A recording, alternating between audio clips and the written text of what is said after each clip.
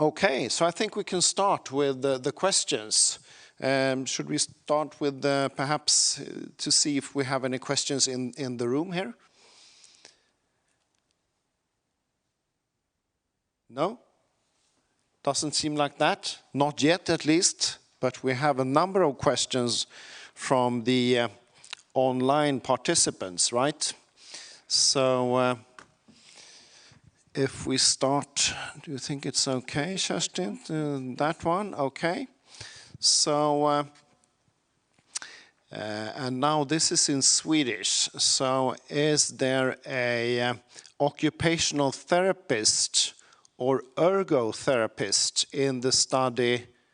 This is for Dr. Kjelland. And what was included in rehabilitation? Were there any compensatory strategies included? Did you get the questions? This is a question from Christina. Yeah, thank you. Occupational therapist, no. Physiotherapy, yeah. Different types of physiotherapy. Actually, I have a master's student now who's writing out all the detailed results from those variables. But I assume occupational therapist and physiotherapy is not exactly the same. So no, occupational therapist is not part of the mandatory program that we have researched, unfortunately. Rehabilitation is two different things in the data. It's taking place in maybe 20 different places, and all the places have slightly different approaches and include different elements. Some include graded therapy. I have a list of this someplace. Actually, Trude, you have a better overview, I suppose, of the different components they use in. But there is a psychologist, there is a doctor. There are different types of interventions that the different programs pick and choose from. But because they take place in so many different places with so many different compositions of these elements, it's very difficult to give one answer to exactly what these programs include. We did a survey some few years back about results of rehabilitation in Norway, and 80% of those who participated got worse. But the thing we found was that it was interesting was that this was often due to the fact that they had to travel to the place where rehabilitation was taking place. Very often the dining room was very noisy. Sometimes they had long distances to walk from where they slept to the dining hall and to the classrooms. And also the fact was that they found it so nice to finally meet some other ME patients that they stayed up far too long to talk. And the thing was that and then of course there was some difference between the different approaches. We found that patients who got good information on PEM generally were less ill after they'd been to the rehabilitation, but those who did not get good information about PEM usually were worse off, and they stayed worse off for longer afterwards. So it's both the approach and the whole package that affects whether you have any benefit from it. So quite a lot of people felt that they had learned interesting things while there, but their illness did not improve. Yeah, that pretty much reflects some of the other questions we asked, but the content of the program varies from place to place. Yeah. Very good, thank you. Now we have another question in the room. It's me again. So this question is actually towards Dr. Amy Prowell. Just a question concerning the blood-brain barrier, because you were talking about how the potential of a viral reservoir could affect the intestinal lining and then leading to increased gut permeability and dysbiosis. Have you done similar studies on the blood-brain barrier, as it morphologically is built the same way and respond to the same kind of signals? And Just because that would be interesting to know. Yeah, that's a great question. So to repeat, you're saying, are we doing any research to understand if the blood-brain barrier becomes more permeable, potentially in patients with long COVID or even ME-CFS due to infection that, gets into the central nervous system or is associated with the central nervous system? We're trying to get at that question in a number of ways. It's harder to do, obviously, because we can't just get samples of the blood-brain barrier from living patients, and that's hard to do. One way that we could study it further would be if there were or was a dedicated long COVID and also ME-CFS autopsy program. That's one thing that we truly lack, and I think would be one of the most important things that patient organizations, any group, and scientists working on these conditions can push for, a system where patients can register their brains and bodies for research, and then we can be able to actually get tissue from the blood-brain barrier, sometimes from these patients, so that we could better answer the question you're talking about.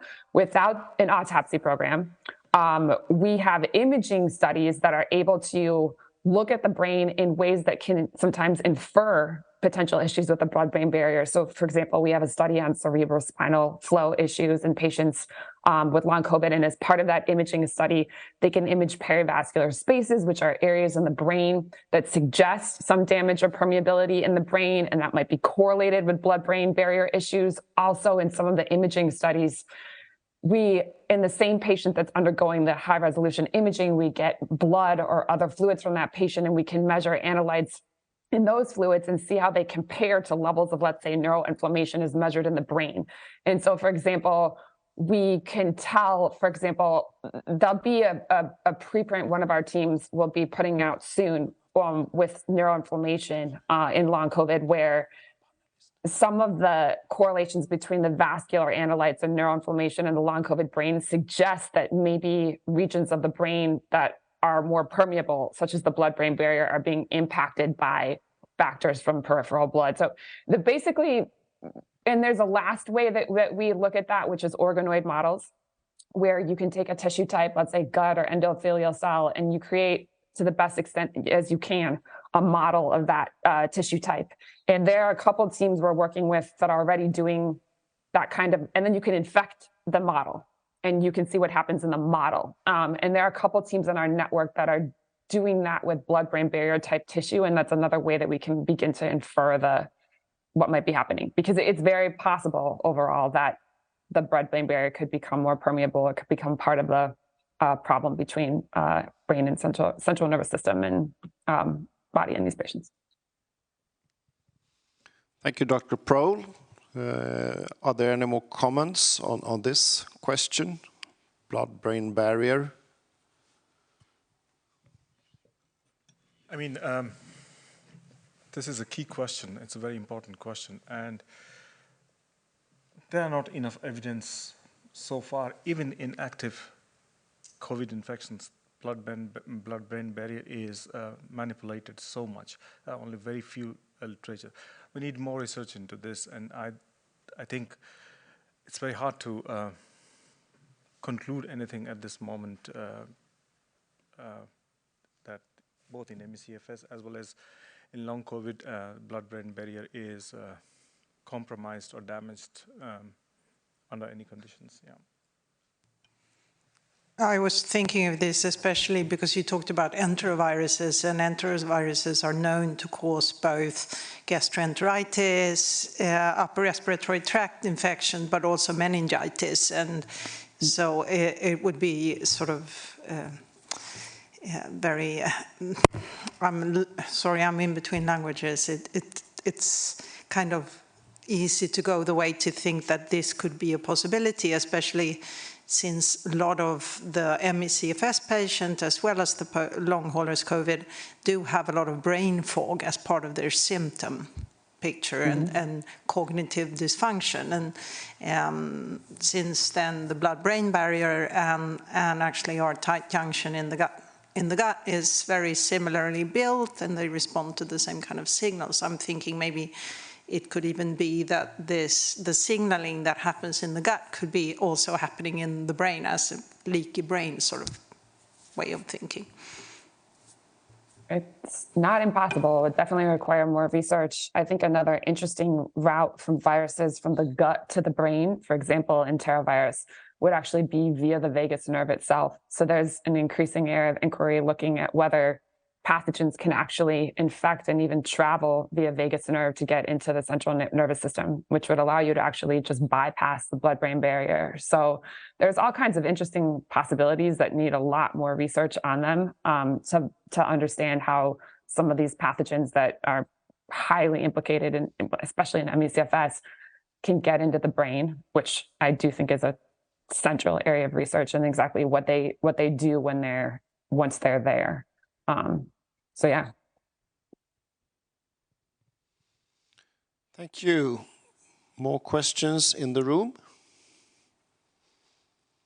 Not right now. So one from the online participants, and this is from Irene. It's in Swedish, but I'll try to translate it. It's quite brief. It's about persistent, latent, or hidden viruses and treatment towards these.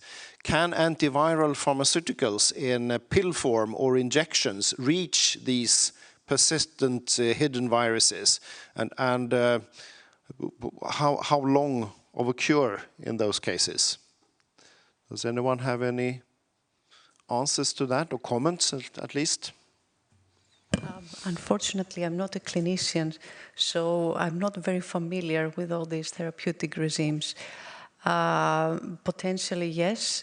What we can conclude from our study is that upon a specific trigger that those viruses can reactivate. Now, how frequent these reactivations are, for how long they persist, or what is the effect, we actually don't know. But we need to try first and then conclude of whether they may have a value.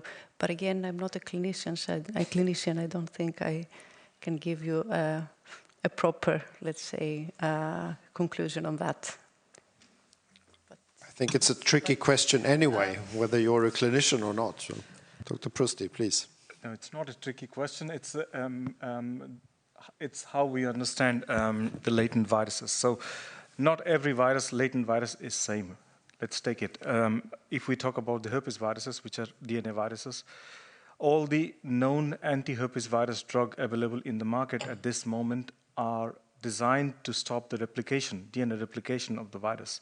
That means you have a condition where the virus is replicating, then only your anti-herpes virus drug will be effective.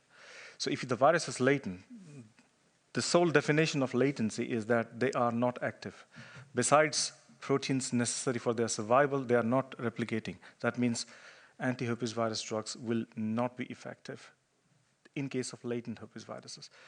When we talk about reactivated viruses, yes, there can be two types of reactivations. One is leaky or smoldering reactivation. There, the herpes virus medications are not very effective. But if you have an active reactivation where virus is undergoing replication, producing all the late proteins and things like that, then you have a very good efficacy of anti-herpes virus drugs. Again, we have a panel of anti-herpes virus drugs which doesn't work against all the herpes virus equally well. Most of the drugs that we use, acyclovir, ganciclovir, valganciclovir, they're all very effective against EBV, mostly HSV1, HSV2, varicella zoster maybe, but they are not that good against HHV6 particularly, or 7.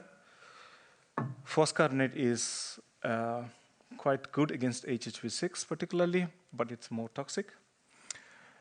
Unfortunately, HHV7 has so far not so many good potential candidates. So the effect varies from virus to virus.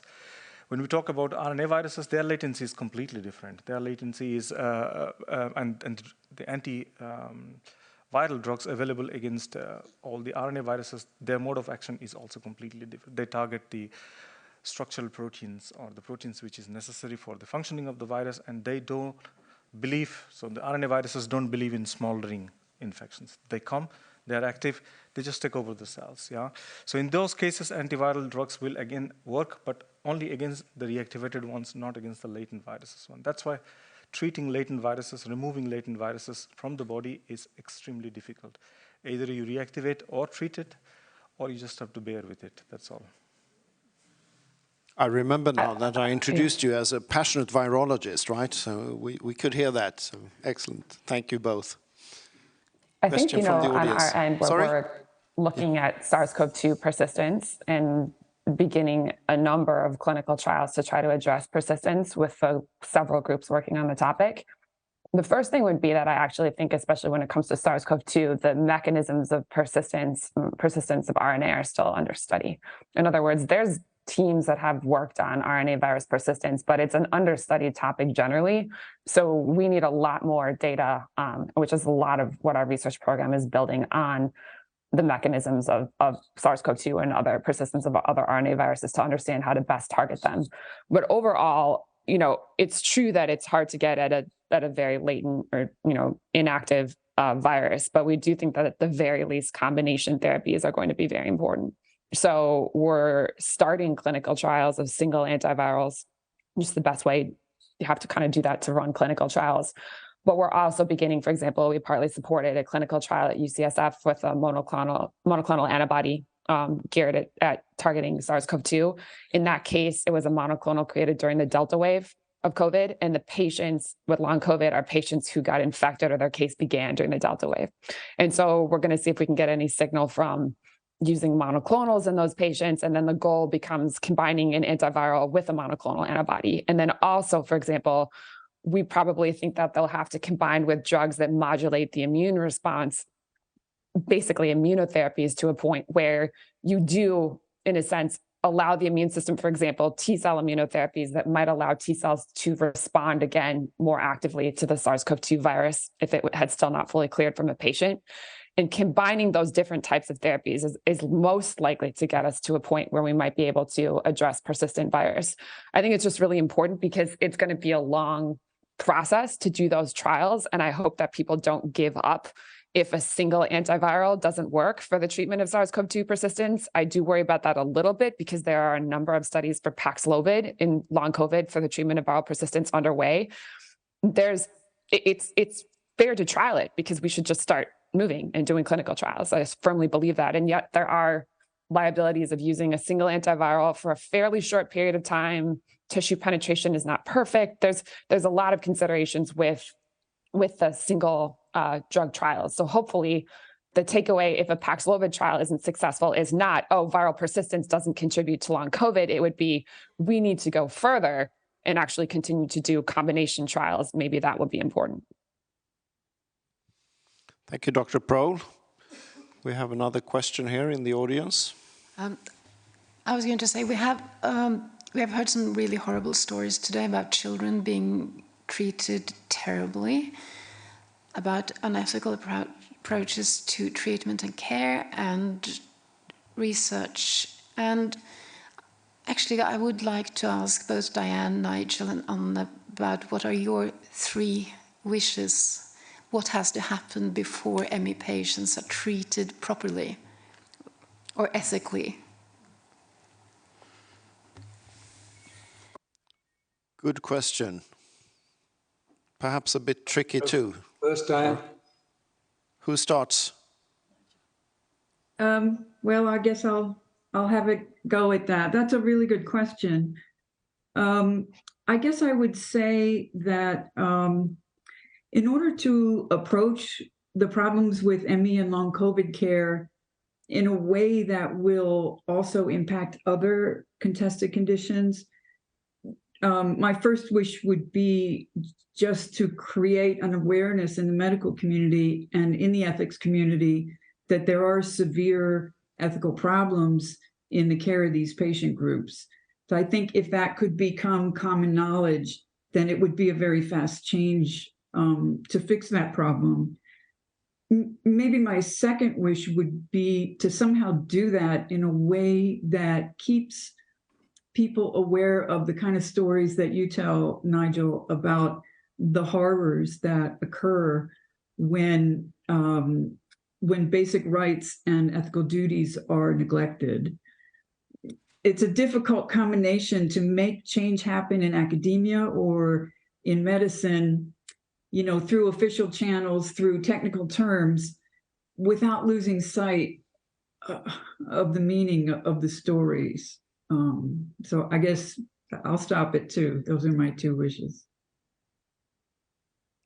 Dr. Spate? Yes, firstly, I'd like to apologize for the horror of the stories. They were some of the worst, I agree.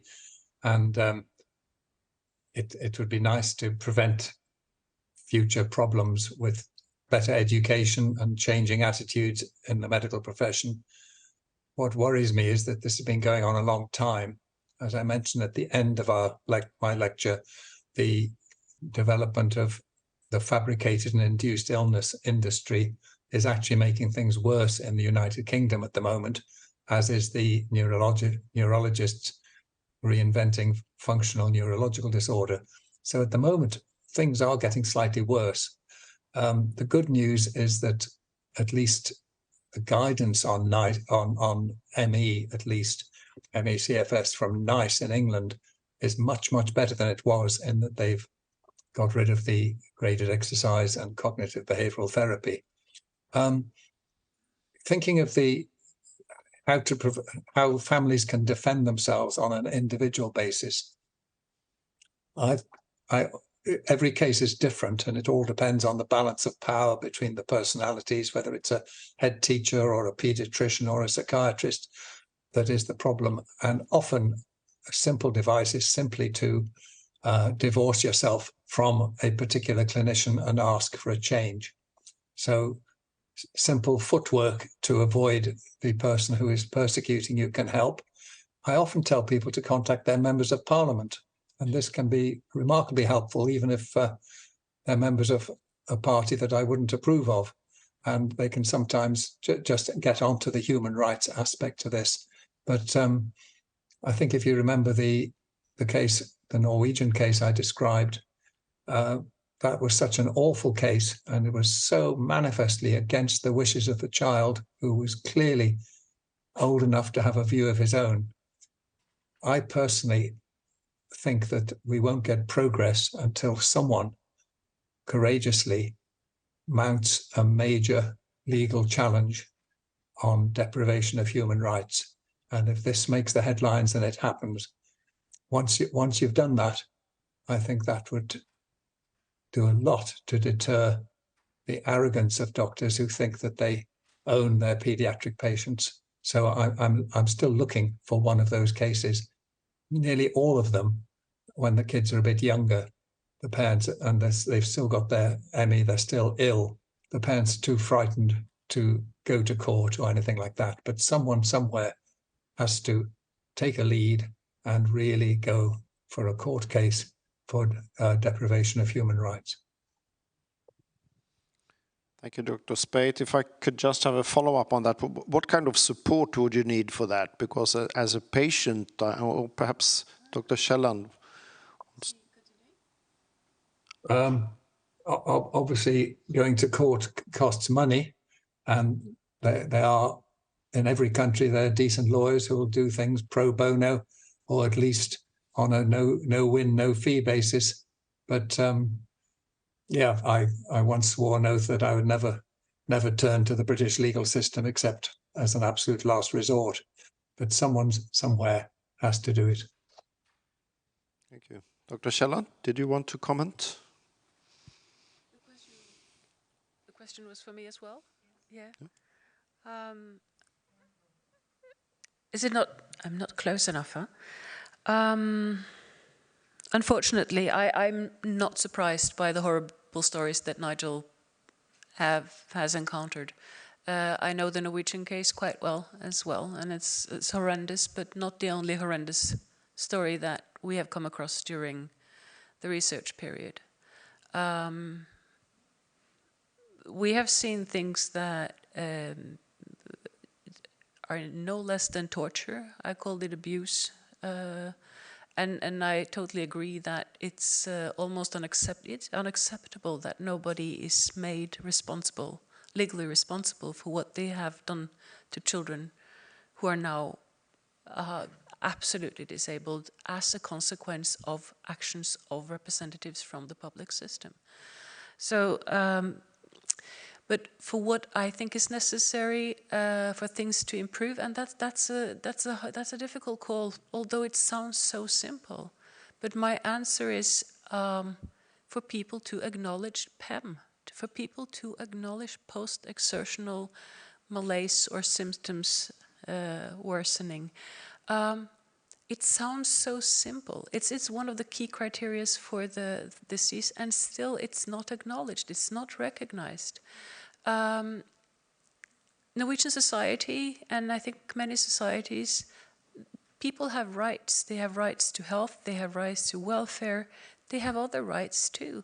But the processes of getting access to those rights are made impossible by PEM. So the entire application processes, consultation processes, means they cannot get their rights because PEM is not recognized by the systems. I had a call from a physiotherapist recently. He told me one of his patients, ME patients, had been assaulted in her home.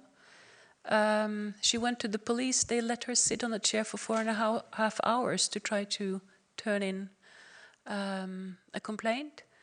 They told her she had to come back several times to get a restraining order for the person. She couldn't do it. She doesn't have the rights that other people have because the systems we are surrounded by do not acknowledge PEM. And I know it's difficult because here you are and some of you have ME and I wouldn't even know who because you look healthy. And confronted with the healthy person, we keep forgetting that that person needs a chair, that we cannot exhaust that person, that we cannot put that person under a lot of noise for a long time. I don't know how to do it, but it's so key for ME patients to be respected and to access what they are entitled to. Thank you, Dr. Kjelland. Any more comments to that question? No? Okay, so we are being thrown between very different topics here, so I'll switch to the next question, which is about vaccines. It says here from Eva, maybe a sensitive and difficult question, but she's wondering whether there's any collected experience of mRNA vaccines towards COVID-19, if it's good, neutral, or negative for ME-diagnosed people, or post-COVID, or long COVID, or what you would call it. Any comments? I think it is a difficult question to answer because not every person is same. And every person's response to vaccine is different. And we have been discussing this in autoimmunity community from quite a time. And there is one belief that every vaccine has side effects and only certain small group of people get these effects. Without vaccines, we would not have been sitting here and discussing this today. So vaccine has its own effects, good, positive effects. For the ME community, there is divided opinion. There are patients with opinion that vaccine has helped them. There are opinion that vaccine is causing more severe in clinical features in some of the patients. Again, depends on the immune status of the patient, other conditions of the patient and things like that. So it is absolutely impossible to tell whether you should take vaccine or not. It is just probably the clinicians handling the patients can decide, depending on individual patient's condition, whether they should go for vaccine or not. Yeah. Thank you. Any more question or comments to that question regarding vaccines? No? Okay. So I just want to comment myself that perhaps we're touching a little bit upon the vision of precision medicine or personalized healthcare in the future when we have more health data on individual basis and also, of course, on aggregated basis to get more knowledge about these things. Next question is about enteric fever. Very interesting and very good this far, says Allervik, his last name. Is it possible to, for example, what does it say? Paratyphoid fever, sepsis. Could that be a contributing or what you would say, releasing factor, or if a patient with ME diagnosis has developed problems with in their gut, can a referral for biopsy be sent? And what would we do with the results? So I think that those were two different questions. The first one with regarding sepsis, for instance, paratyphoid fever. Could that be a contributing factor? I guess when it comes to ME development then. And the other one about problems, gut problems after ME diagnosis, referral to biopsy, and what to do with the result.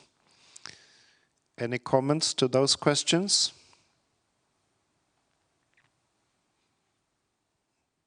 Maybe I could speak to the biopsy part of the question. Yes, Dr. Pro? I think that it's not without its possibility if a lot of medical infrastructure and a lot of work were done to allow patients to go through an appointment where they could undergo biopsy if they had ME. Overall, people do, especially over a certain age, undergo routine colonoscopy. So there's some precedent for people getting, undergoing colonoscopy or endoscopy procedures are how we usually get GI tissue for research studies on long COVID or ME/CFS. Overall, though, even if that happened, the question would be what happens with the analysis of the sample. And right now, we're really only set up in a research lab capacity to be able to look for, let's say, enterovirus or SARS-CoV-2 genetic material or protein, or most of the other immune inflammatory genetic abnormalities that we're looking at in the sample. So we're doing a first pass of our studies where when we get these valuable gut tissue samples from patients, we're using a wide range of technologies from spatial transcriptomics to single nuclear RNA sequencing to all kinds of technologies to really capture what's happening in terms of infection, but also the immune and genetic landscape of those tissue types. It will be helpful to get the results of those studies first, because that might help us hone in on some of the central factors that we might be able to pare down to begin to measure in what would be a more common clinical test, right? But right now, it would be a bit hard, because even if you went to a clinical center, got GI tissue as an ME/CFS patient somehow via a colonoscopy, there wouldn't really be anyone to send it to within that network that could do the analysis well. So the steps that I see are, we need to do a really more tissue biopsy research in ME/CFS in the first place, so that we can have in journals, in Nature and Science, these heavy-hitting papers showing the importance of what's happening in the site, for example, like GI tissue in these patients. And that can serve as the basis of pushing clinical centers and pushing, CLIA, CLIA labs at those centers to be able to maybe come up with the infrastructure and testing to do a little bit of that work there. Thank you, Dr. Prohl. Dr. Prusti? So if I can add, as we don't understand the initial stages of ME/CFS development, it is very hard to tell if there are contributing factors in those stages. So there are no studies being done. It is possible, but as I said, the initial stages of disease development is key to understanding, and it should be focused in the future. Towards the second question, I find it very interesting is that what clinicians decide what to do.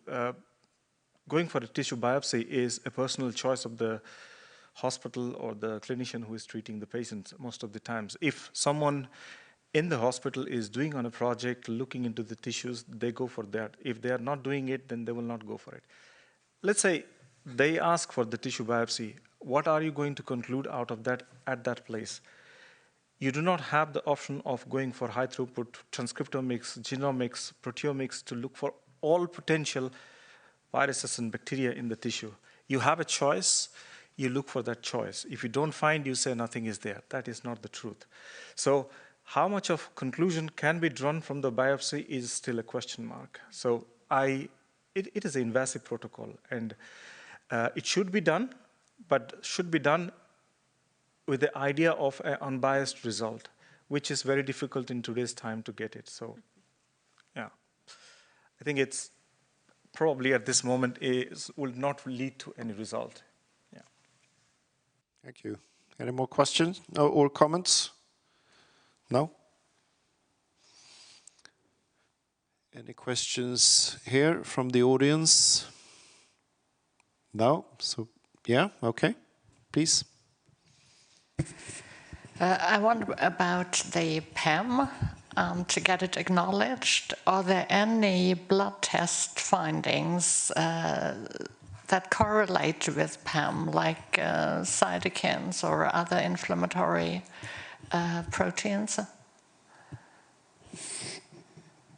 mean, as far as my knowledge goes, there has nothing been known so far. There is all hypothesis, needs to be tested at the level of experimental modeling to gain any knowledge. But there is no foolproof marker for PEM so far as my knowledge goes. Yeah. Thank you. I have a related question. Have there been any treatment trials with plasmapheresis? I mean, it is being very popular in Germany. What did you say? Plasmapheresis is extremely popular in Germany. Does it help any? I have my own doubts. Patients do get intermittent help. I have spoken to many patients. They are undergoing through this, and they say they are relatively happy with it. But no one says that I got recovered completely from this. But again, I don't know. I'm not a clinician. I cannot tell you how long it should be done, and or for the life or something like that. But this is something which is extremely popular in Germany, particularly. I have seen patients flying from US to Germany just to do this.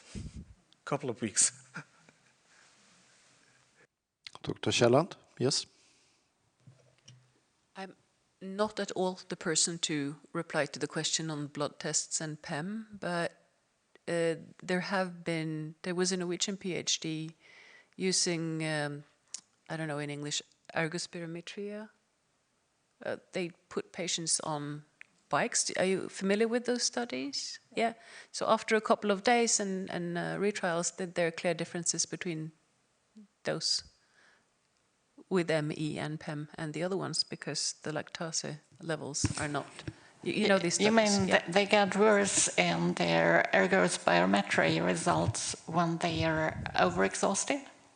They get worse on day 2 because, please correct me if I'm wrong, there's something about the breaking down of the lactase that doesn't happen in the ME patient the same way as it breaks down in the deconditioned peer. I was just going to comment that I know 2-day cardiopulmonary exercise testing is being done in the US for disability benefits. But there's a great question whether there's an ethical way of testing patients because so many get ill for a very long time afterwards. But the study you're talking about is Katarina Lien. Yeah. Thank you. Can I say something? Sorry. Yes, certainly. Yes, the work I think people are talking about is done by Mark van Ness, and he showed a change in the aerobic threshold. And I agree, it's fair enough to do it for research purposes with consent, but to subject people to that to get benefits doesn't seem right. But while we're talking on looking for therapies, can I put in a plug for revisiting immunoglobulin? We've just written a paper saying that it should be looked at again. I had very satisfactory experiences with it when I was in active practice. I gave it to my 6 most very severe cases, including the photo of the girl in my talk, and they all made total recovery. One boy climbed the 3 highest mountains in Britain within 24 hours and didn't suffer a relapse. And that was because a GP started him on immunoglobulin before I'd even heard of it. So I commend our paper to you, and I would suggest in individual cases, I've got cases in Sweden and Germany and Norway, all of whom have done well when their individual doctor decided to give their individual patient a trial of it. It doesn't work on everyone, but it's reasonably safe. And if I had a severe case now, I would offer it. Before letting Dr. Prohl in, can I just ask, with the immunoglobulin treatment, did you see a kind of long-term effect of that positively, or was it, did you have to repeat it? No, it was the ones who did the most miraculously. It was long-term and permanent, and they didn't have to repeat it. Okay. But in the literature, there are quite a few cases where they responded to a short course, relapsed, and then responded again to the next course. That was the first paper from Australia. It's very much a kind of all or nothing. It's very difficult to predict which patients will require it, but I think it's certainly worth considering in the most severe cases. Thank you. Dr. Prohl. Sure, although Dr. O'Leary had her hand up before me, so I'll go after her. Yeah, I just wanted to revisit the issue of getting PEM acknowledged. I mean, I do completely agree that that's a terrific goal. That would be a game changer for patients. The difficulty is that there are two accounts of what's causing PEM, and both of them get attention. I mean, obviously the biological account gets a lot more attention in science, but in public health and health decision-making, the psychological account of PEM gets a lot of time and effort and money. So if you just acknowledge PEM, you're still going to face the toxicity of the psychosomatic medicine insisting that the cause of PEM is psychological rather than biological. Really, the only way to fix that is to really emphasize the importance of erring on the side of biomedical caution. That principle in medicine is taken for granted everywhere except here, right? I mean, if we had this demand that everything we do with ME and long COVID errs on the side of biomedical caution, nobody would be giving any attention to the psychological account of PEM. But until you have this demand that everything we do is cautious, the psychosocial side is just going to undercut whatever you do with PEM. Thank you, Dr. O'Leary. Sorry for not having seen your hand. So now, Dr. Prohl.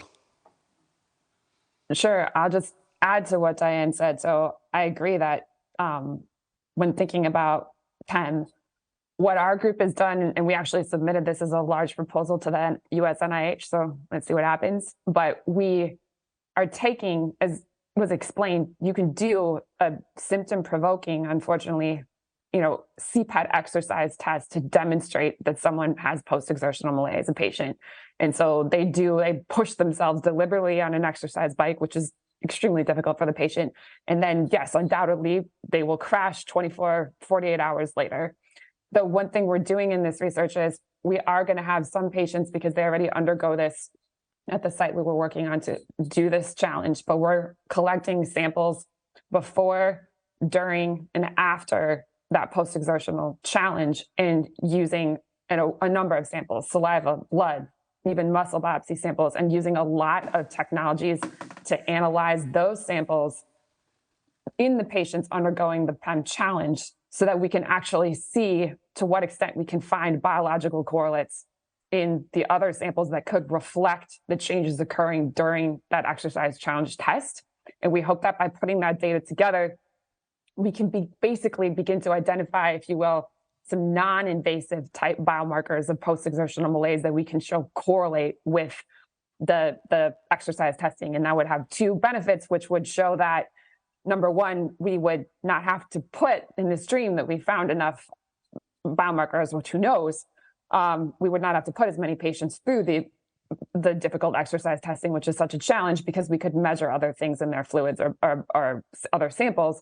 And two, it would help with what Diane said, because it's harder to deny the other factors that we're measuring, the immune parameters, or these very, obvious things that we would find in samples. And thus, by doing that, that would offset the psychosomatic type, sorry, it doesn't even make sense to me, arguments that they come up with that stuff. So that's how we're thinking about it. Thank you so much, all of you. So we'll take another question from the online participants. This is a question primarily to Dr. Prusti, as it seems. In blood samples, does fibronectin vary much from day to day, or is it relatively stable and thereby could serve as a reliable biomarker? That's from Joachim. Yeah, great question. We are planning. It's very difficult to do these studies where you have samples from good day to bad day or something like that. And not being a clinician, it becomes extremely difficult to do these type of studies. But if we understand the biology of fibronectin, fibronectin is present in really good amount. It's a part of our extracellular matrix. So I don't expect, from the point of view of understanding the biology of fibronectin, to change from time to time. But what is very important is that fibronectin is not the molecule which is going around and doing its job and making us sick. Fibronectin is a part of many different processes. Fibronectin is a part of the blood clotting process. It requires a fibrin to cause the unnecessary clot. So if you don't have fibrin, you will not have the effect of the fibronectin, even if you have it. So it is all about complex nature of these compounds. So I don't think that fibronectin would change from good day to bad day, but it would probably change the physiology when someone is, let's say we're thinking about PEM. What is the role of fibronectin probably in the PEM? Is during PEM, a lot of things is happening, and as I understand from the literature, that when you do exercise, you have a lot of, particularly the IgM molecules, they move from the peripheral circulation to the site where there is excessive requirements for them. So they are depleted from the peripheral circulation, but they are increased in the muscle tissues and things like that. So if you talk about whether some role is there in good day or bad day, maybe they have specific functions to do in the specialized tissue, and that we need to understand from the point of view of the total tissue or total organ, let's say muscle tissues or other things. But if we talk about single protein, I find it very difficult to find any big difference in the expression of the proteins itself, because a couple of minutes of exercise is enough for the severe patients to fall sick. And if you understand biology, then you need to wait for the half-life of the protein so that the protein which is already there in the circulation goes away and the other protein comes. So you don't see major changes in the protein in certain point of time. Yeah. Perfect. Okay, so I think that we've run out of questions, more or less. So perhaps, well, one final one from the audience here.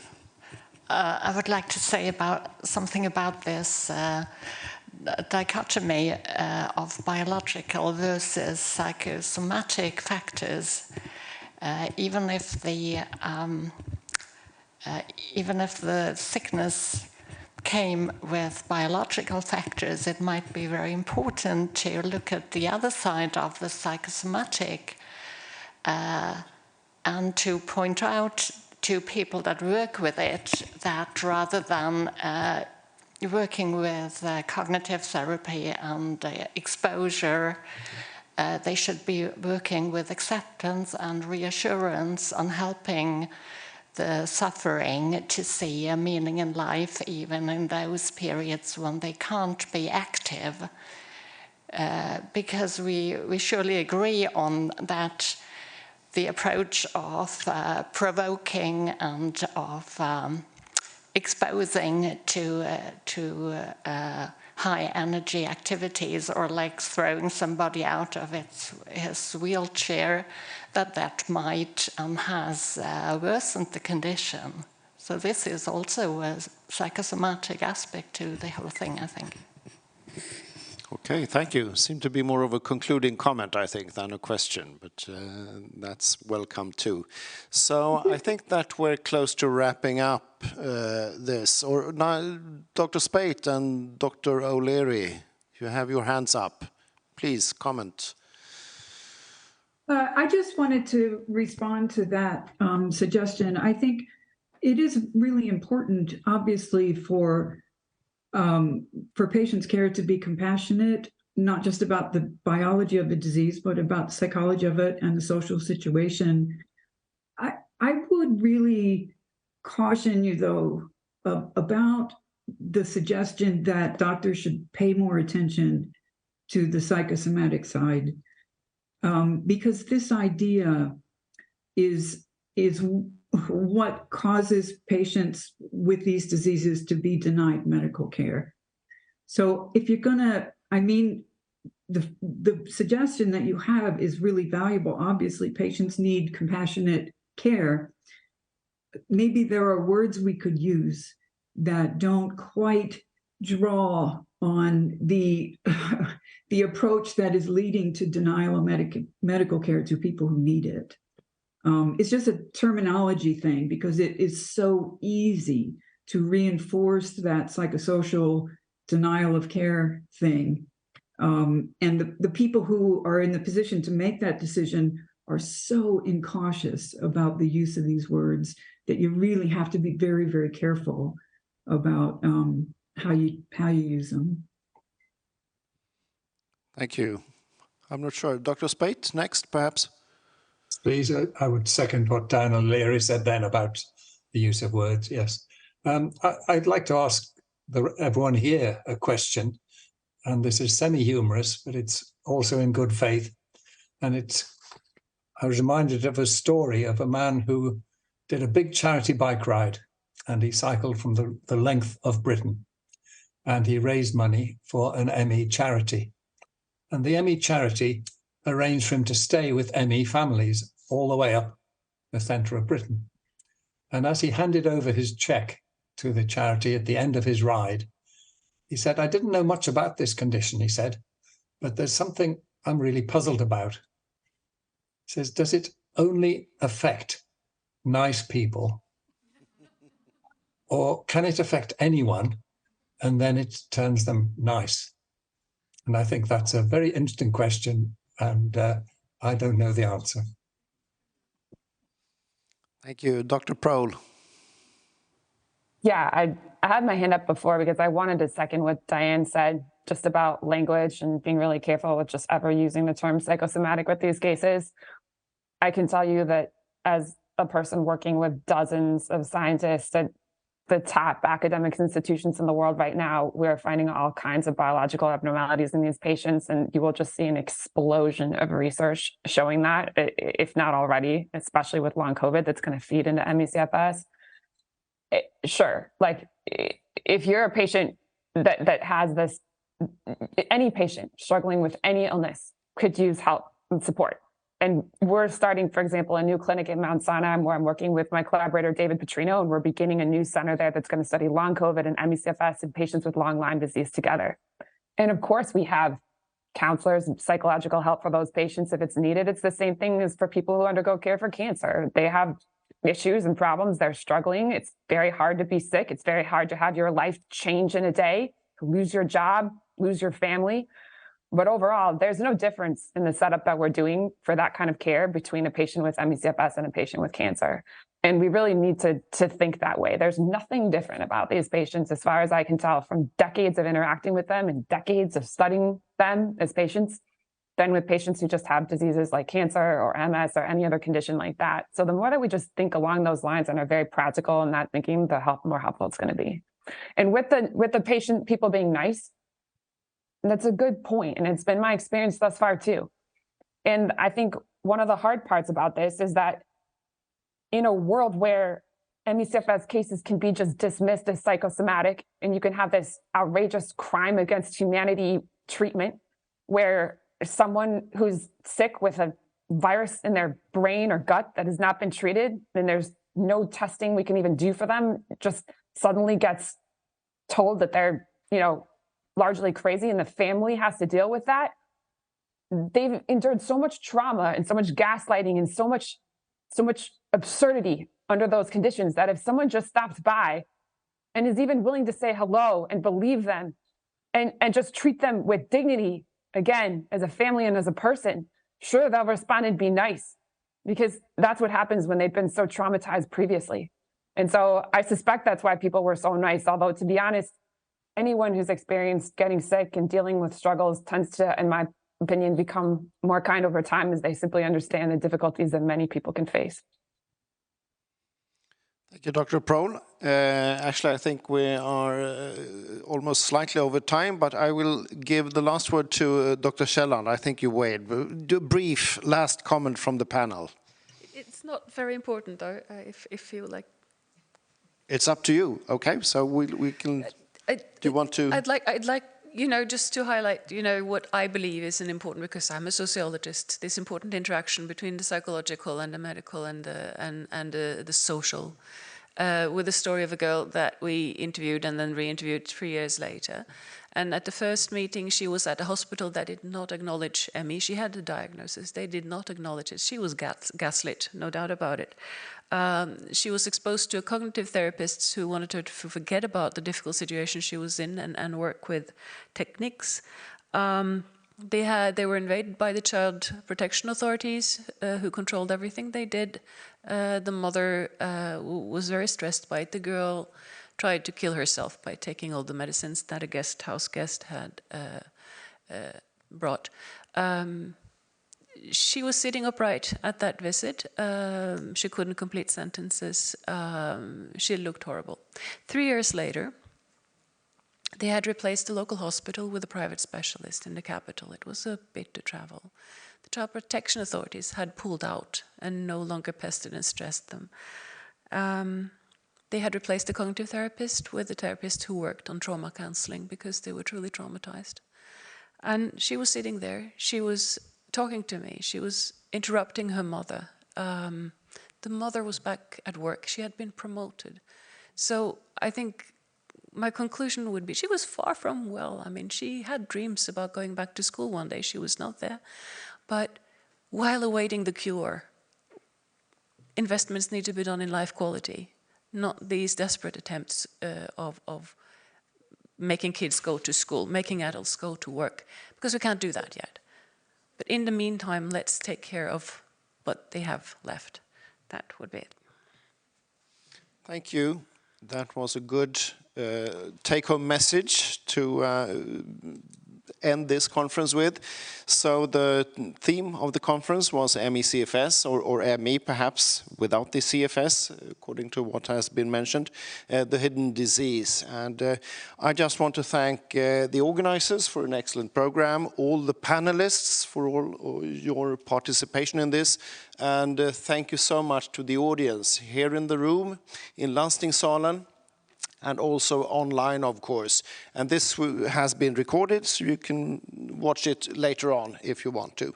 So with that, I will hand over to, is it to Jenny as president, or is it to Kerstin? So, okay, thank you so much. And I would like to just agree with Michelle. Thank you all, speakers, audience, organizers. I'm in the organizing committee, but it is a group work. And a large thank you to our moderator, Michelle. Thank you very much. Yeah, right.